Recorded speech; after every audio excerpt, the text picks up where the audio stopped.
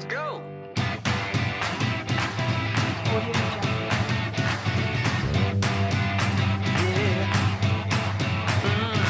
I really got the feeling today that everything is going my way.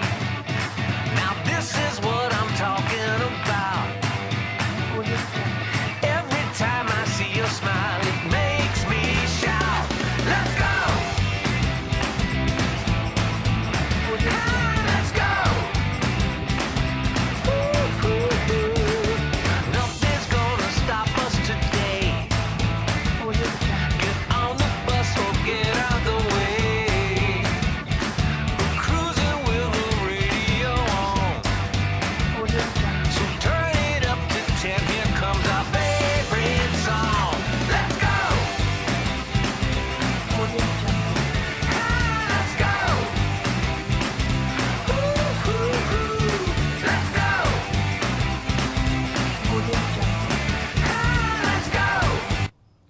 Let's go. Good morning, good afternoon, good evening, good wherever you find yourself. Welcome to another episode of the IoT Tuesday show. We've been offline for a while. Yeah, I was just chilling and relaxing. Just kidding. Well, sometimes you need to take a short, break on some of these things, and technically reorganize and regroup yourself, and that's what I did. So we're back with a lot of new stuff, with a lot of awesome stuff. We'll be doing today. Sorry. Sorry about that. I'm a little under the weather, but hey, the show must go on.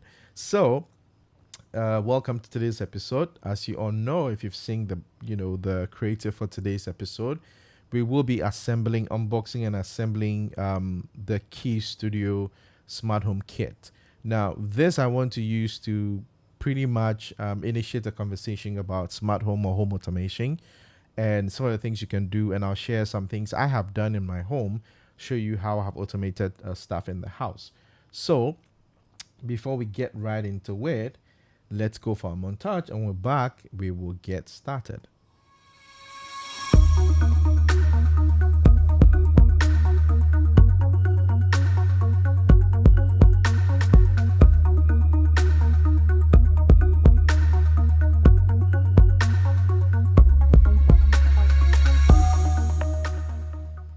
Awesome. Welcome to the IoT Tuesday show, the show that demystifies IoT to the barest minimum.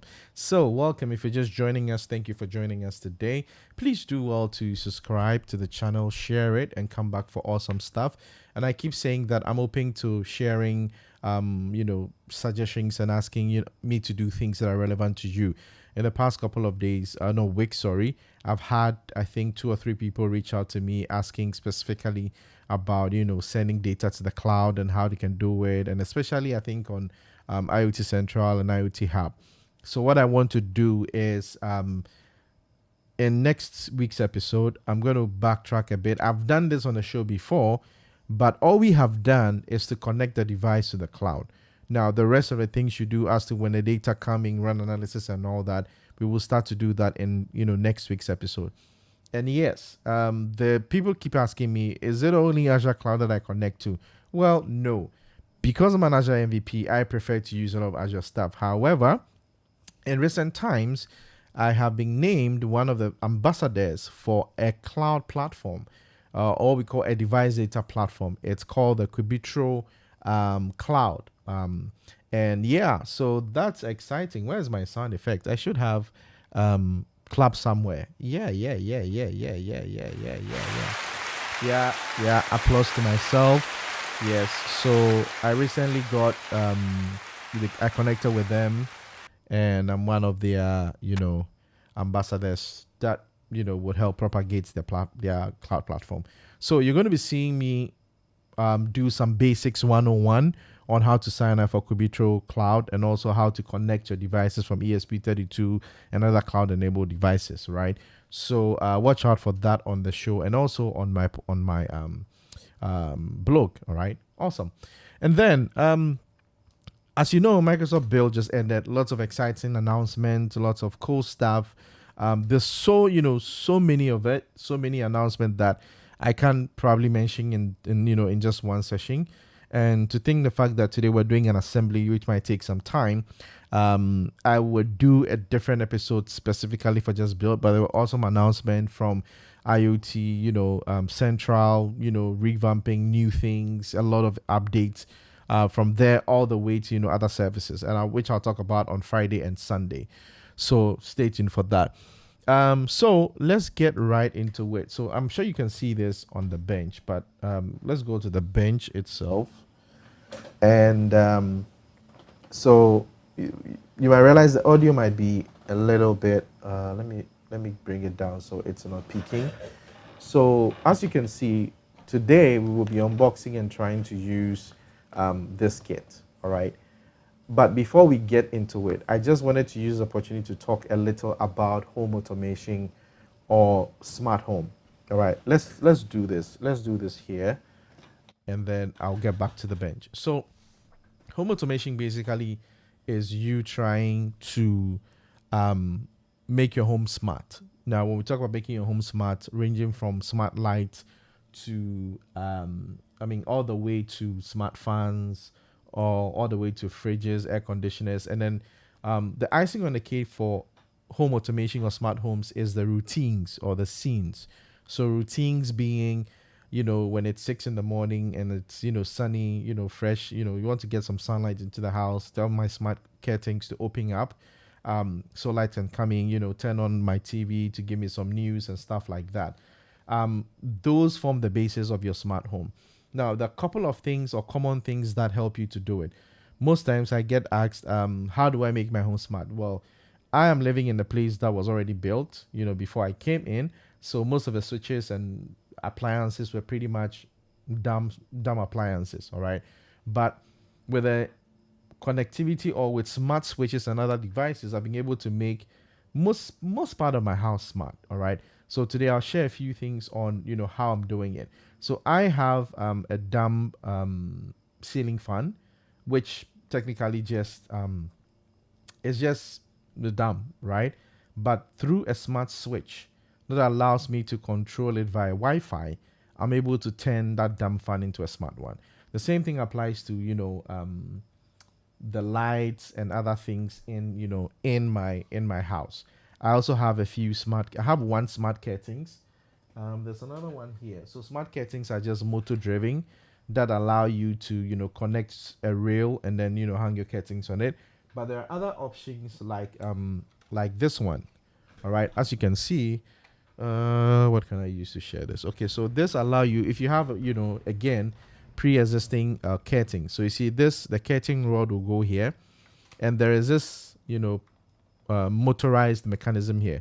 So you hang this within your curtains, and this motor is probably heading behind your curtains but hooked here, and your rod is here. So once you control it, it pretty much slides left or right depending on the direction you make it. And this allows you to control how do we call it, allows you to control your curtains and make them smart from dumb curtains. So you can use this.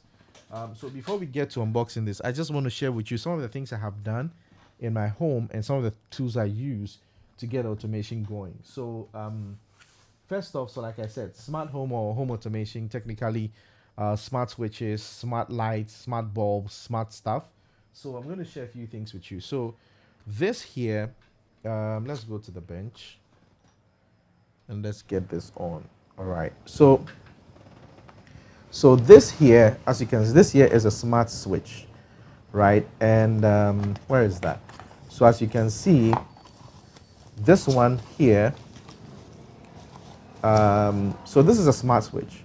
So if I connected this, if I replace this with my existing dumb switch, now that makes the switch automatically smart, and I can this is via Wi-Fi, right? And I can control this via Wi-Fi.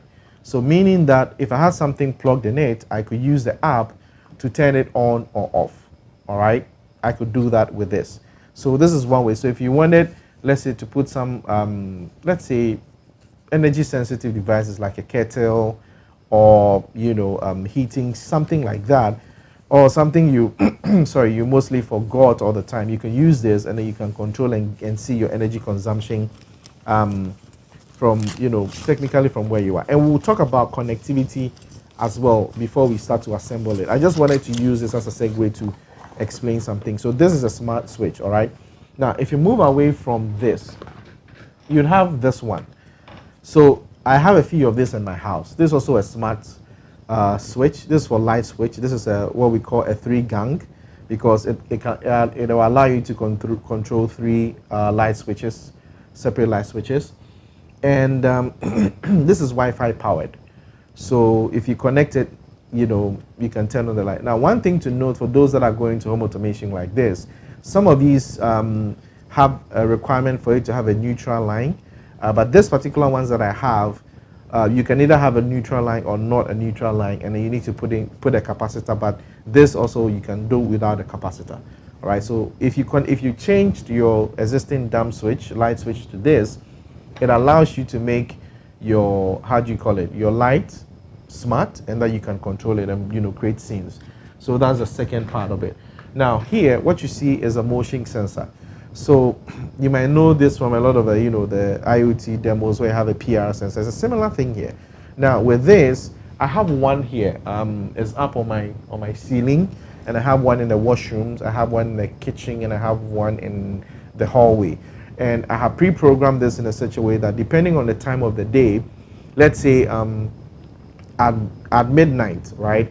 If someone came out of any of the rooms to the walkway, because this will sense their presence, it's able to command or control the lights in the walkway, but then dim them to a very low brightness so it's not too bright and sharp on the eye, right? So you can use this to do a lot of routines. In my washroom right now, when you go there, depending on the time of the day, if there's a lot of sunlight coming in, it will not trigger. But if there is less sunlight and it's a bit dark outside, because I have a sensor that also detects that, it automatically turns on the light in the washroom, and the same for the kitchen. So in my kitchen, for instance, from 6 p.m. going, anytime you walk into the kitchen and there's no, like, the light is off, it will turn it on, and if it detects presence, it will keep it on. If it doesn't detect any presence, it will turn it off. So these are some of the things you can use to do that. And then here we have a smart smoke, Wi-Fi smoke detector. I have one of these in my kitchen right now. And just as the name implies, right? If you have this in your kitchen and there is a smoke, it will send it to you on the app, and you can see what's happening on the app. And then you can actually do a set of routines, maybe turn on the fan, alert someone, you can do all the crazy stuff with it. Now think about the value added service around this, in a sense that if this is connected to a fire department, if a smoke or fire is detected, you can send an early warning. All right. So that's it. Now here, this also is a smart bulb. So this is a smart bulb, but it's RGB and W, whatever, it has a warm light and stuff like that. So here, the same way. And then I'll show you how to set this up. I'll just set this up today for you to see how it works, quite easy. So this can change color, and also you can, do a routine with it. So I'll show you how to do this before we get to the unboxing, all right, here. So let's keep this on the side. Here is another, so this here is, I think it's a Wi-Fi fan and light controller. So this allows me, Mr. Edmondson, thank you for joining the show, welcome. So this allows me to make my fan smart. So even though it's a dumb fan, if I replace the fan switch on the wall with this one, then the fan becomes smart. All right, so that's this one. Now you might be wondering, what about devices in the house that use controllers, RF, IR, frequencies and stuff like that? So we have this universal remote, I'll say hub, as you can see, compatible with Google Home, Alexa, and if this then that. So with this, it's the Broadlink universal controller. So if I have one of this already in the hall, so with this, I'm able to control my TV, my air conditioners, my radio system and stuff like that, because they operate on an infrared or RF signal, and I can use this to control it. All right. So a bunch of these together allow you to control and make your home smart. Now, talk of smart home, for those of you that are running things like Airbnb and stuff, and you need to leave keys or padlocks, this is like another smart lock. that you can use and program, and then the only person you give the key to, or the combination to, or the app, that's the only person who can actually access this. All right. So this and many more make your home smart. Now, there is an ethical question that always is asked, and that is my data safe, when I'm using all these smart home devices? So most of the things I'm using are Wi-Fi, but until recently, I have switched to use Zigbee, which is another protocol. Now, I like Zigbee for a few reasons. It creates a mesh network